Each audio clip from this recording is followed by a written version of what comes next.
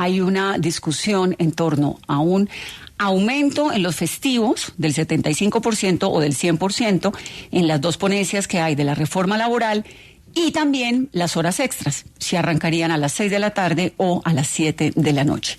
Rodolfo Correa es el presidente de ACOPI, que es la Asociación Colombiana de las Micro, Pequeñas y Medianas Empresas. Doctor Correa, gracias, bienvenido.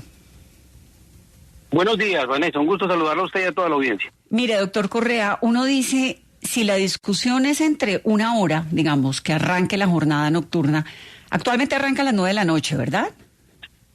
Correcto. 9 de la noche. Entonces, si arranca a las 6, pues son 3 horas antes, y si arranca a las 7, serían 2 horas antes. ¿Eso qué impacto tiene? ¿Por qué es tan importante esa discusión de esa hora? Pues mire, Vanessa, lo que pasa es que cuando uno va a tomar decisiones sobre el impacto que puede llegar a tener económicamente una medida sobre la estabilidad financiera de una empresa, tiene que calcular muy bien que cada acción o decisión que se tome implica dinero que debe salir de algún bolsillo y que debe producirlo alguien para poderlo cubrir. De manera pues que nosotros en los cálculos que tenemos en ACOPI, con la reforma original del gobierno, estamos calculando que en promedio una pequeña empresa, no estoy hablando de una micro, sino una pequeña empresa, podría llegar a tener costos adicionales con esta reforma de 280 millones de pesos al año. Eso significa que de alguna parte tendrán que salir esos 280 millones de pesos y eso lo que termina es generando una dificultad para poder la empresa estar en condiciones de sobrevivencia. Claro, pero esos 280 millones sería si la hora extra arranca a las 7 o a las 6. Y arranca a las 6, como lo proponía inicialmente el gobierno. Si, digamos, se logra, como está tratando de hacer la Comisión Cuarta con esta nueva ponencia, de pasarlo a las 7 de la noche y hacer esto de forma gradual, entonces ya podríamos decir que más o menos esos 280 podrían disminuirse en un 20-25%.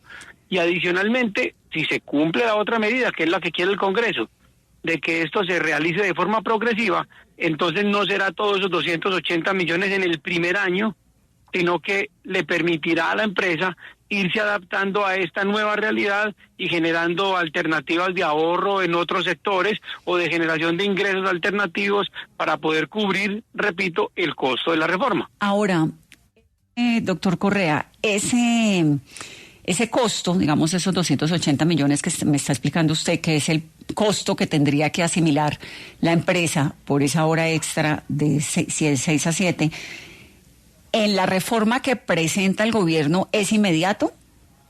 En la otra sí, señora, yo sé que es inmediato. En el otro sé que va, digamos, extendiéndose a lo largo del tiempo, pero en esta es inmediato. Sí, señora, se va a realizar. La propuesta de la Comisión Cuarta del Senado es que eso se haga gradual. Atendiendo una solicitud respetuosa que hizo ACOPI, y que no se haga de un solo golpe porque realmente el impacto sería supremamente negativo. Cuando yo le hablo de 280 millones, permítame hago la claridad, es muy importante entender que no es solamente respecto al recargo nocturno, sino en general todas las nuevas imposiciones económicas que se harían en la reforma original propuesta por el gobierno. Entendido. El otro tema, ¿cuántos empleados tienen, digamos, este impacto? ¿Sobre cuántos empleados cabría este impacto? No sé si ese número lo tienen. Sí, mire, Vanessa, es muy importante que la opinión pública tenga claridad sobre esa pregunta. Resulta que en Colombia solamente el 25% de las personas en edad de trabajar, es decir, solo la cuarta parte, está vinculada a una empresa con un contrato de trabajo formal. El otro 75% o está desempleado o está en la informalidad. Según las cifras del gobierno, el 57% de los trabajadores de Colombia se encuentran en condiciones de informalidad, es decir, no tienen ni acceso al salario mínimo, ni a las prestaciones sociales, ni a ninguna de las garantías a las que tiene la otra cuarta parte. Si el gobierno realmente fuera responsable y serio, estaría pensando en cómo darle a ese otro 75 que no tiene acceso a esto la posibilidad de que acceda. Pero lo más fácil es poner, perdóneme la expresión, de paganini a los empresarios formales para que aumenten los costos sobre ese 25 y ellos no hacen nada para darle al 75% el derecho a que accedan por lo menos a un salario mínimo y a unas prestaciones sociales, que eso es lo que se llama la política laboral de un gobierno. Doctor Correa, ¿qué empresas, cuántas empresas micro, pequeñas y medianas, de cuántas estamos hablando con este impacto? Mire, en Colombia, Vanessa, hay cerca de 5 millones de empresas, pero resulta que la informalidad también es muy notoria en el sector empresarial. Entonces, de esos 5 millones, solamente cerca de 1.700.000 están inscritas en las cámaras de comercio. Es decir, solo la tercera parte. Esa tercera parte, el 99.5% son micro, pequeñas y medianas. Y solo el 0.5% son grandes empresas.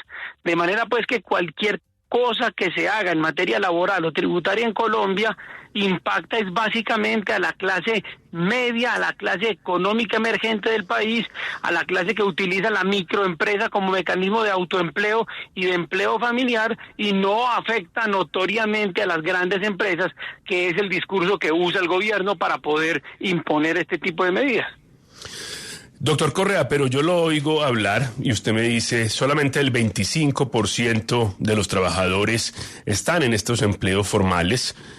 Hay unas empresas que quedan eximidas, no todo el mundo tiene trabajo nocturno, y entonces yo veo que esto es de alguna manera reducido. ¿De verdad tendría un impacto tan grande como para que estemos en esta gran discusión? Hablamos de consulta, otros hablan de constituyente, y esto parece un asunto muy pequeño para el rollo en el que estamos. ¿Es tan grande, tan significativo? Pues la verdad, Pascual, es que, digamos, el impacto de esto, usted efectivamente le toca un punto central, y es ¿cuánta gente se va a ver afectada por esto? Pues repito, solo el 25% de la clase trabajadora, pero con esto se va a ver afectado la inmensa mayoría de las empresas del país, especialmente las que se dedican al tema de seguridad, al tema de turismo, al tema de entretenimiento, bares, restaurantes. Mire, para que usted más o menos proyecte, Pascual, una cifra. El sector de la seguridad, de seguridad, agrupa cerca de 100.000 personas, 100.000 empleados.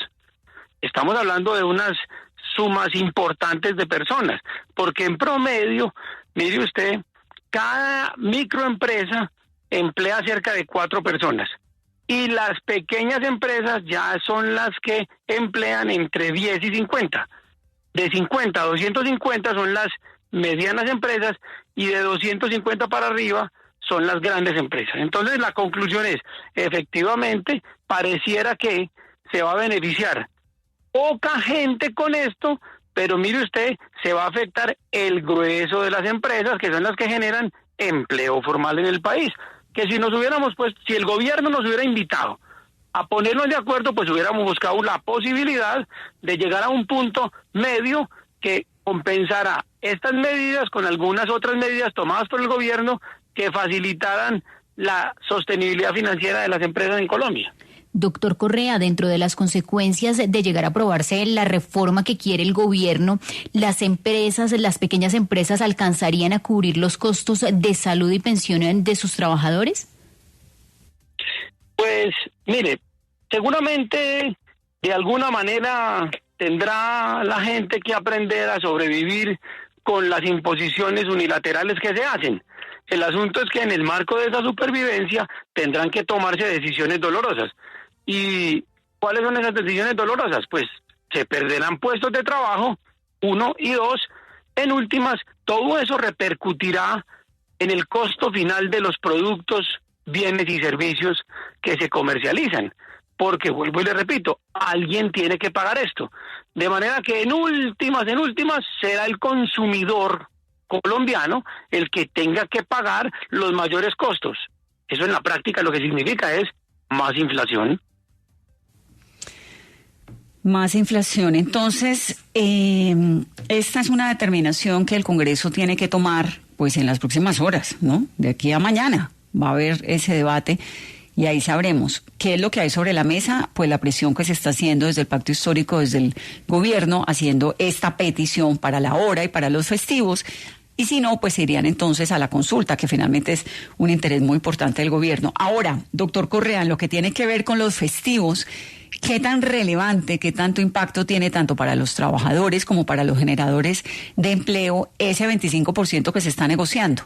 Que sea aumento del 75%, el pago del 75% de salario por trabajo los festivos o del 100%. Ese solo punto, Vanessa, no es, digamos, un punto, como lo decía Pascual, que determine absolutamente la balanza o la quiebra de una empresa. Especialmente ese, porque la mayoría de los trabajadores no realizan su actividad en festivos. Sin embargo, lo que está detrás de todo esto es una causa electoral. Entonces, al haber una causa electoral, evidentemente se está instrumentalizando el derecho laboral y la sostenibilidad de las empresas como mecanismo de fortalecimiento de un discurso político preparando una campaña electoral del próximo año. Esa es la realidad. Entonces, ¿que están parados en la raya? No, pues si estuvieran parados en la raya no hubiéramos escuchado los audios del representante David Racero. Si realmente esto fuera un asunto de convicción, el país tiene que entender que esto es un asunto de plataforma electoral para el 2026. Doctor Correa, pero ustedes han tenido posibilidad de hablar con congresistas, porque tenemos una propuesta mayoritaria que de alguna manera intenta ser conciliadora y que el gobierno no ve con buenos ojos. Para esa propuesta mayoritaria, ¿tuvieron ustedes posibilidad de hablar, de concertar, de intentar exponer sus puntos de vista? Sí, señor. Fuimos supremamente consultados, cosa que nunca hizo el gobierno. El Congreso de la República nos dio a los gremios y a los empresarios todas las garantías para ser escuchados, y la ponencia de la senadora Angélica Lozano, el senador Juan Felipe Lemus, es una ponencia que ya ha sido moderada en cuanto a sus efectos y que nosotros, entendiendo la coyuntura y bajo la amenaza del gobierno de romper el equilibrio institucional y la paz social, pues hemos dicho, venga, racionalmente nos toca aceptarla, y buscaremos la manera de hacer el esfuerzo económico porque no es fácil. Pues así están las cosas. Entonces, don Rodolfo, gracias por ayudarnos a comprender esto. Con mucho gusto. Un saludo para usted, la mesa de trabajo y por supuesto toda la audiencia. Un buen día. Es una puja muy grande que hay en torno a la reforma laboral.